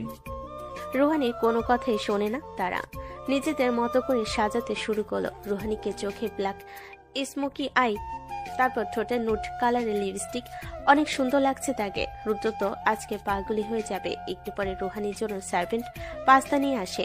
প্রথমে সে তো খেতে চাচ্ছিল না, কিন্তু তার অনেক ক্ষুধা লাগে। সার্ভেন্ট জড়াজড়ি করতে রুহানি খেতে থাকে। অনেক খিদে লেগেছে তার। তারপর সব কাজ শেষ করে তারা সবাই চলে যায়। রুহানিও একটু ঘুমিয়ে নেয়। কয়েক ঘন্টা পর ঘুম ভাঙতেই দেখে সন্ধ্যা পেরিয়ে রাত হয়ে গেছে। রুমে কারোর অস্তিত্ব খুঁজে না পেয়ে দরজার কাছে গিয়ে বের হতে চায় রুহানি। তবে দরজাটা বাইরে থেকে লক করা দেখে আশঙ্কা হয়ে আবার ফিরে আসে রুমে। এদিক ওদিক হাঁটতে হাঁটতে বিরক্ত হয়ে পাশের বারান্দায় গিয়ে দাঁড়ায় সে। একটু পরে হঠাৎ নিজের কোমরে দুটো হাতের অস্তিত্ব খুঁজে পায় রুহানি। কেউ একজন তাকে আষ্টে পৃষ্ঠে পেছন থেকে জড়িয়ে ধরেছে যেন। এটা যে রুদ্রই তাকে চিনতে দেরি হয়নি রুহানির। রাগে ক্ষোভে নিজেকে ছাড়ানোর চেষ্টা করতে করতে বলে, ছাড়ুন বলছি, আমায় ছাড়ুন। ছাড়বো না, আমার বিয়ে করা বউ আমি কেন ছাড়বো? এই বলে রুদ্র আরেকটু শক্ত করে জড়িয়ে ধরল। তুমি আমাকে পাগল করে দিবে ব্ল্যাক কুইন। শরীরে জড়ানো কালো রঙের শাড়িটা সত্যি মানিয়েছে রুহানিকে। তবে রুদ্র এর এসব কথায় সে গলে গিয়ে বলতে লাগে, ছাড়ুন আমায়, আপনার কি করে দেখে নেবেন আপনি। আচ্ছা সমস্যা নেই, আমি দেখব। অনেক টাইম আছে দেখার, এখন যেটা দেখার জন্য এসেছি সেটা দেখি চলো। রুহানি বুঝে উঠতে পারে না রুদ্র ঠিক কিসের কথা বলছে। একটু চিন্তা ভাবনা করতে রুদ্র এর কথা মানে বুঝতে পেরে নিজেকে ছাড়তে চায় সে। আপনি একটা অসভ্য লোক, আপনাকে আমি একদম ছাড়বো না বলে দিচ্ছি। রুদ্র রুহানির কাঁধে চুমু খেয়ে লো ভয়েসে বলে, আমি তো চাইছিও না তুমি আমায় ছেড়ে দাও। আমি চাই আজ পুরো রাতটা তুমি আমার সাথেই থাকো, একদম আষ্টে পৃষ্ঠে জড়িয়ে থাকো। এই বলে রুদ্র রুহানিকে কোলে তুলে নেয়। তারপর বেডে শুয়ে দিয়ে রুহানির গলায় আলতো আলতো চুমুতে ভরিয়ে দিতে থাকে সে। রুহানির সারা শরীরে শিহরণ বয়ে যাচ্ছে যেন। কাঁপা কাঁপা গলায় বলে ওঠে, আপনি একদম ঠিক করছেন না এসব। আমি শুধু একবার ছাড়া পাই, দেখে নেব আপনাকে। কি তুমি বারবার বলছো দেখে নেব? আমি তো বললাম দেখে নিতে। এখন হয়েছে, এখন একটু চুপ থাকো। আমার ইম্পর্টেন্ট কাজে কেউ বাধা দিলে আমার তাকে মারতে ইচ্ছা করে। তো এখন প্লিজ আমাকে ডিস্টার্ব করো না। এই বলে রুদ্র রুহানির ঠোঁটে ঠোঁট লাগিয়ে দিল। রুহানিকে আর কিছু বলার সুযোগই দিল না। রুহানি হাঁপিয়ে উঠেছে। রুদ্রের শরীর, জিম করা সুটাম দেহ, এই শরীরে ভার একটা রোগা পাতলা মেয়ে কিভাবে নেই। রুদ্র এবার রুহানির চুল সরিয়ে গলায় মুখ ডোবায় হাসকি স্বরে বলে ওঠে, you are my obsession, you are that obsession I can not escape. My everything belongs to you my baby girl. Sorry for the rough ride my baby girl, just take it like heaven. আমি পারছি না, please. Let's go for a deep conversation sweetheart. I will be soft for first time, don't be shy. সকালে ঘুম ভাঙতে যন্ত্রণায় মুখ কুঁচকে নিল রুহানি। চোখ খুলে এদিক ওদিক তাকিয়ে খোঁজার চেষ্টা করে কাউকে। ড্রেসিং টেবিলের সামনে পেয়েও যায় কাঙ্ক্ষিত মানুষটিকে। রুদ্রকে দেখে চোখ ফিরিয়ে নিল সে, চুপচাপ বসে রইল। কিছুই ভালো লাগছে না, কিছুটা সংকোচ আর অনেক লজ্জা। কাল রাতের কথা মনে হতেই রুদ্রকে এখন মেরে ফেলতে ইচ্ছে করছে তার, কিন্তু কিছু করা নেই, সে কিছু করতে পারবে না। রুদ্রের শক্তির কাছে তার শক্তি কিছুই না। রুহানিকে জাগতে দেখে রুদ্র মুচকি হেসে এগিয়ে এলো তার কাছে। পাশে বসে ঝুঁকে গালে একটা ছোট্ট চুমু খেয়ে বলে ওঠে, হ্যালো সুইটহার্ট, কেমন লাগছে জান? রুহানি কিছু বলো না। কিছু বলবে না তুমি? দেখো, তুমি আমাকে বাধ্য করেছো এগুলো করার জন্য, আমি কিন্তু ইচ্ছে করে কিছু করিনি। এবার রুহানি চুপ। তুমি কি কথা বলবে না? রুহানি নাছরবান্দা, কোনো কিছুতেই কাজ হয় না যেন। কথা না বললে কিন্তু অন্য কিছু হয়ে যাবে এখন, সেটা নিশ্চয়ই তুমি আশা করো না আর চাও না। রুহানি এবার কিছু বলল না। রুদ্রের ধৈর্যের সীমা শেষ। রুদ্র এবার রুহানির মুখ উপরে করে তুলে রাফলি কিস করতে থাকে, কিন্তু অবাক করার বিষয় হলো রুহানি ধাক্কা দেয় না। এবার রুদ্র এটা দেখে আরো জোরে জোরে কিস করতে থাকে, তাও রুহানি কোনো আওয়াজ শব্দ নেই, না ধাক্কা দিচ্ছে না কিছু বলছে। রুহানি এমন নিথর ভাব দেখে রুদ্র এবার তাকে ছেড়ে বসে। জান, তুমি কি আমার উপরে বেশি রাগ করেছো? আই অ্যাম সরি, প্লিজ কিছু তো বলো। আমি বুঝতে পারিনি তোমাকে ওইভাবে ওই ছেলের সাথে দেখে আমার অনেক রাগ হয়, তাই আমি এগুলো করেছি। তুমি প্লিজ আমাকে ভুল বোঝো না। আর তুমি যদি ভেবে থাকো আমার বাবা মা বা তোমার বাবা মা আমাদের এই সম্পর্কে রাজি না, তাহলে তুমি ভুল ভাবছো। তারা তো আমাদের বিয়ে আরো আগে ডিসাইড করে রেখেছে। প্লিজ কিছু বলো জান। রুহানি কিছু বলে না। হঠাৎই মেয়েটা ফুপিয়ে কেঁদে ওঠে। রুদ্র দিশাহারা হয়ে যায় যেন তার কান্না দেখে। দুগালে আলতো আগলে ধরে উদ্বিগ্ন কণ্ঠে বলতে লাগে, জান তুমি কাঁদছো কেন? বেশি ব্যথা পেয়েছো? পেইন কিলার এনে দিব? কিছু তো বলো প্লিজ। রুহানির কান্না বাদ ভাঙে। ভেতর থেকে মেয়েটা কেমন যেন নেতিয়ে গেছে। মনের অবস্থা বোঝা বড় দায়। চঞ্চলা চোখ দুটি আজ কাতরতা নিয়ে তাকিয়েছে রুদ্র এর দিকে। রুদ্র জিজ্ঞাসু দৃষ্টিতে তাকিয়ে, আপনি কেন এমনটা করলেন রুদ্র ভাইয়া? কেন করলেন আপনি? আমার নিজেকে পশুর চেয়েও নির্ম লাগছে, আমার দম আটকে আসছে কালকের কথা ভাবলেই। কেন করলেন এমন? আমি মেনে নিতে পারছি না এসব। সবাই আমাকে দোষী বলবে। আব্বু, বড় আব্বু, তাদের কি উত্তর দিব আমি?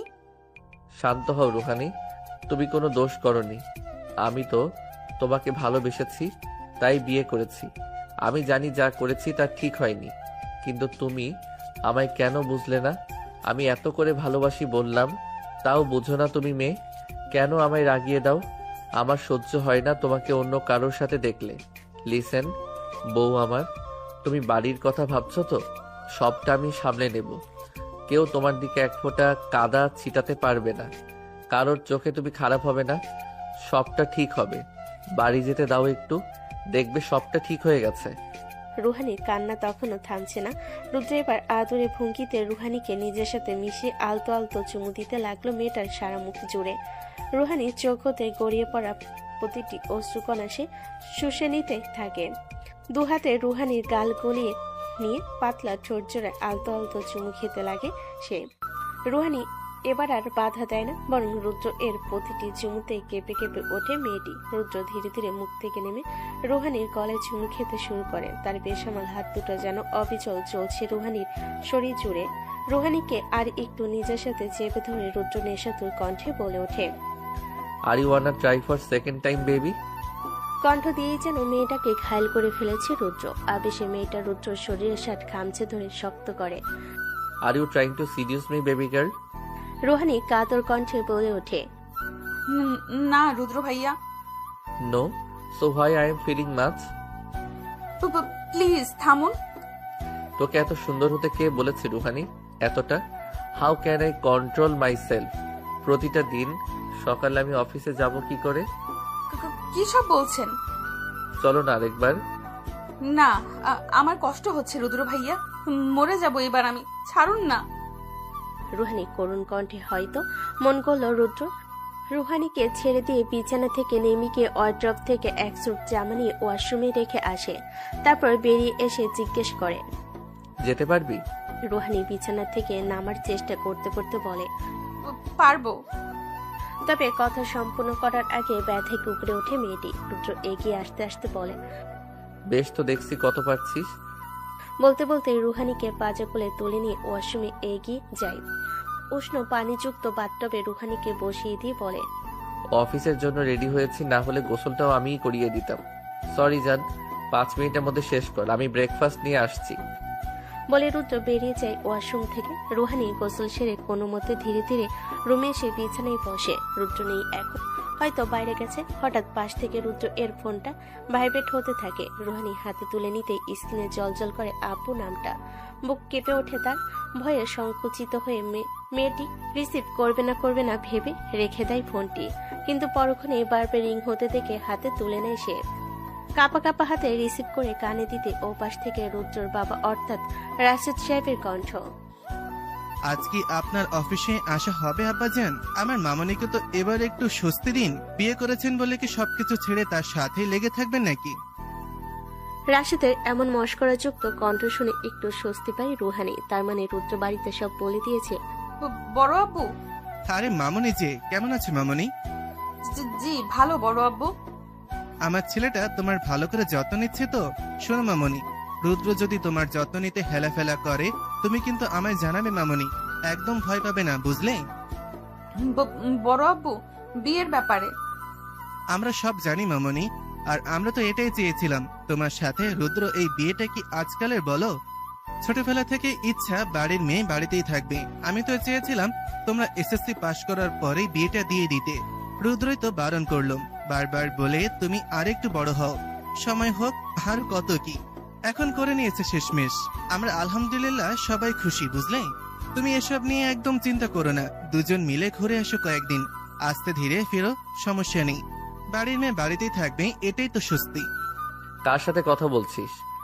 রুদ্র এর কণ্ঠ পেয়ে রুহানি দরজার দিকে তাকাই। দেখে রুদ্র মাত্র খাবারের ট্রে হাতে করে রুমে প্রবেশ করছে। রুহানি তার দিকে ফোন এগিয়ে দিয়ে বলল, বড় আব্বু।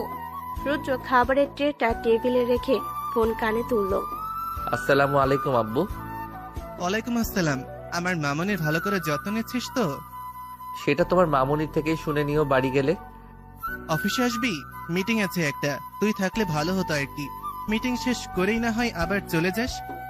রেডি হয়ে নিয়েছি আব্বু, এই তো বের হব। তোমার মামনিকে আগে খাইয়ে তো নেই? আচ্ছা আচ্ছা, আয় তাহলে, রাখছি এখন। কল রেখেই দ্রুত রুহানির পাশে বসে স্যুপ খাইয়ে দিতে লাগলো ধীরে ধীরে। সন্ধ্যায় চলে আসবো, ততক্ষণ একটু কষ্ট করে একা থাকিস, আজকে ভয় পাবি না। আমি অফিসে যাব না। রুদ্র রুহানির গলার দিকে ইশারা করে বলল, এই অবস্থায় সবাইকে কি দেখাতে চাস আমি তোকে ঠিক কতটা আদর দিয়েছি, যে ঠিক মতো হাঁটতেও পারছিস না তুই? বাজে বকছেন কেন? ভালো কথা বললেও দোষ। যাই হোক, আজ রেস্ট নিয়ে একটু অফিস সামলানোর জন্য অনেক সময় আছে এখনো। রুহানি কিছু বলে না, আর নীরবতাকে সম্মতি ভেবে নিল রুদ্র। খাওয়া শেষ হলে রুহানির দিকে একটা মেডিসিন এগিয়ে দেয় রুদ্র। এটা কিসের ওষুধ? ভয় পাস না, it just a pain killer. I also need our sweet product. ছি, কিভাবে বলেন এসব? সুন্দরভাবে বলবো? ঠিক আছে, তাহলে শোন। আমিও চাই আমার আর তোর বাচ্চা খুব শিগগিরই আমাদের মাঝে আসুক, তবে সেটা তখনই সম্ভব তুই আমাকে ভাইয়া ডাকা যখন বন্ধ করবি। আমি নিজের বাচ্চার মুখে মামা ডাক শুনতে চাই না। এই এত ক্ষত রুহানি একটু মুচকি হাসলো। তা দেখে কিছুটা স্বস্তি নিঃশ্বাস ফেল রুদ্র। তারপর রুহানি থেকে বিদায় নিয়ে বেরিয়ে গেল অফিসের উদ্দেশ্যে। সন্ধ্যা বলে ও রুদ্র ফিরতে ফিরতে রাত প্রায় 8টা বেজে গেল।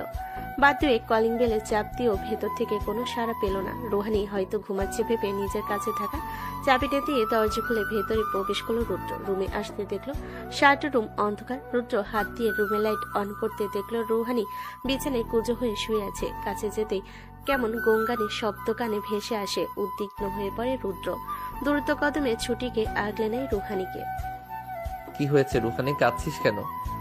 রুহানি নিজেকে সামলাতে না পেরে রুদ্র বাহু খামছে ধরল। গঙ্গানি কণ্ঠে বলে ওঠে, কষ্ট হচ্ছে রুদ্র। এই কোথায় কষ্ট হচ্ছে আমায় বল, বল না। পেটে। রুদ্র চোখ নামিয়ে তাকাতে খেয়াল করলো বিছানার দিকে ছড়ানো কিছু চিহ্ন। চোখে পড়তে কিছুটা অন্তত শান্ত হলো। যাই হোক, ভয়ের কিছু নয়। রুহানিকে পাজকলে তুলে নিতে নিতে বলে, পিরিয়ড হয়েছে, আমায় বলবি তো সোনা। রুহানি রুদ্রের বাহুডোরে গুটিয়ে রয়। রুহানিকে ওয়াশরুমে পৌঁছে দিয়ে প্রয়োজনীয় সামগ্রী দিয়ে এসে রুদ্র বলে, চেঞ্জ করে নে, আমি আছি এখানেই। রুহানি বের হতে রুদ্র আবার হাতে বিছানায় বসিয়ে দেয়। হট ওয়াটার ব্যাগটা গরম করে রুহানির পেটে রাখে। আলতো জড়িয়ে ধরে মেয়েটার চুলের ভাঁজে হাত বুলাতে বুলাতে বলে, কাঁদে না সোনা, এই তো সব ঠিক হয়ে যাবে। শান্ত হ, ব্যথা কমে যাবে। একটু পরে ধীরে ধীরে কান্না কমে আসে রুহানির। রুদ্র পরম যত্নে তার চুলে বিলি কাটতে লাগে। এটা কি ভালোবাসা রুদ্র? রুহানির হঠাৎ এমন প্রশ্নে তার দিকে চাই রুদ্র। মেয়েটা ফের প্রশ্ন করে, আপনি আমায় সত্যি ভালোবাসেন? অনেকটা ভালোবাসি তোকে, নিজের চেয়েও বেশি।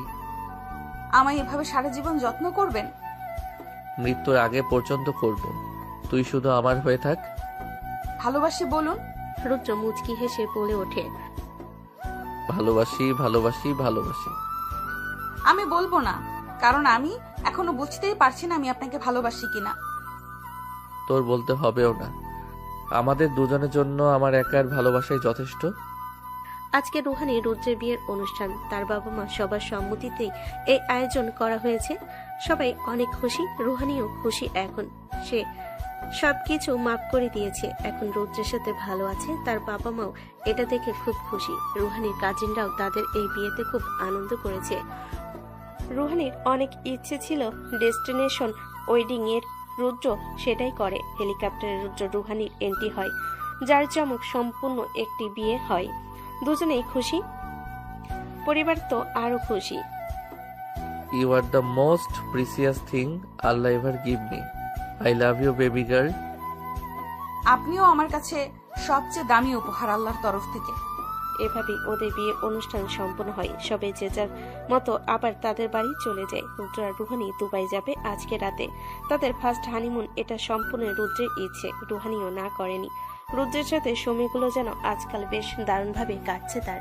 প্রায় 20 দিন ছিল তার দুবাইতে থাকাকালীন রুহানি অনেক এনজয় করেছে। সাথে রুদ্রের রোমান্টিক অত্যাচার তো আছে। ইউকেতে ব্যাক করার পরই যে যার মতো আবার কর্মস্থলে যোগ দেয়। এমনই একদিনে হঠাৎ বাড়ি থেকে কল আসে রুহানি অসুস্থ। এই খবর শুনে রুদ্র পেরে পাগলের মতো ছুটে এসেছে অফিস থেকে। তবে যতটা চিন্তা নিয়ে এসেছে তার সবটাই খুশিতে রূপান্তর হয় রুহানি একটি ইঙ্গিতেই। রুদ্র আসতেই দেখল রুহানি তার রুমে খাটের কোণে বসে আছে হেলান দিয়ে। রুদ্রকে আসতে দেখে বাকিরা সবাই এক এক করে বের হয়ে যায় রুম থেকে।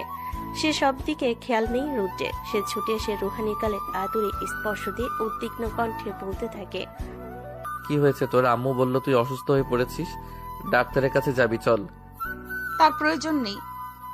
আমি কোনো রিস্ক নিতে চাই না রুহানি, চল যাবি। উঠতে কষ্ট হচ্ছে, আমি কোলে নেব। রুহানি কিছু না বলে রুদ্রর হাতটি চেপে ধরে নিজের পেটের উপর রাখে। সাথে সাথে রুদ্রের কথা বন্ধ হয়ে যায়। অবাক হয়ে রুহানির দিকে তাকাতে রুহানি লাজুক হেসে বলল, হ্যাঁ, সে আসছে রুদ্র। প্রায় 20 বছর পর রুদ্র আর রুহানির মেয়ে লারা বড় হয়ে গেছে। এখন সে বাবার বিজনেসে সে এখন ঢুকেছে। এখন থেকে সবকিছু লারাই দেখে শোনা করবে। লন্ডনের অক্সফোর্ড থেকে অনার্স বিজনেস ম্যানেজমেন্ট নিয়ে পড়েছে, পাশাপাশি বিজনেসও হ্যান্ডেল করছে। আজকে তাদের কোম্পানিতে একটা ইনভেস্টর আসতে চলেছে। লারা ওটারই প্রস্তুতি নিচ্ছে। তাদের রাইভাল কোম্পানির সিও ইনভেস্ট করবে। কনফারেন্স রুমে এসে উপস্থিত হয় বিগ ইনভেস্টর মিস্টার আয়াজ খান। তারুণ্যের ঊর্ধ্বগামী পুরুষ, যাকে এক ঝলক দেখে প্রতিটি রমণীর হৃদয় ছলকে ওঠে। দাপটীয় ভঙ্গিতে নিজের চেয়ার দখল করে পায়ের উপর পা তুলে বসে সে। কুশল বিনিময় তার কাছে সময় নষ্ট ছাড়া আর কিছুই নয়।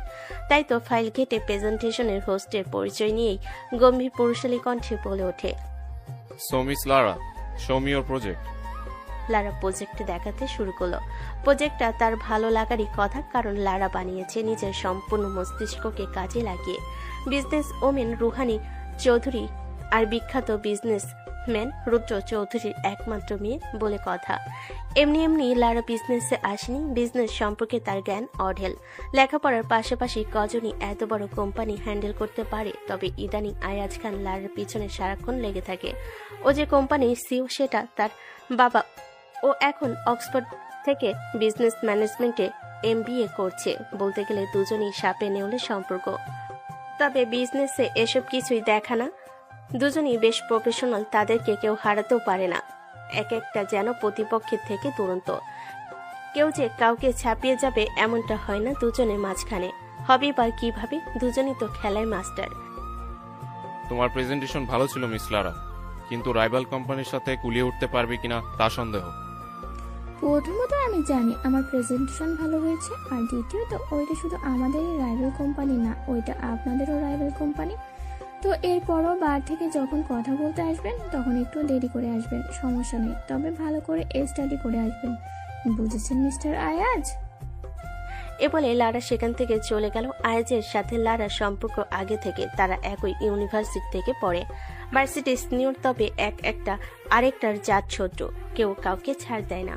অন্যদিকে রুহানি সবসময় লারার জন্য চিন্তা করতে থাকে। রুদ্রের তো শত্রুর অভাব নেই, কোন দিন লারার কোনো কিছু হয়ে যায় এই ভয়ে থাকে। কিন্তু রুহানির জানা নেই যে নিজ হাতে একটা জ্বলন্ত লাভা তৈরি করেছে সে লারাকে, যার অগ্নিশিখায় পুড়িয়ে নিতে পারে আশেপাশের সকল নিক্কতান।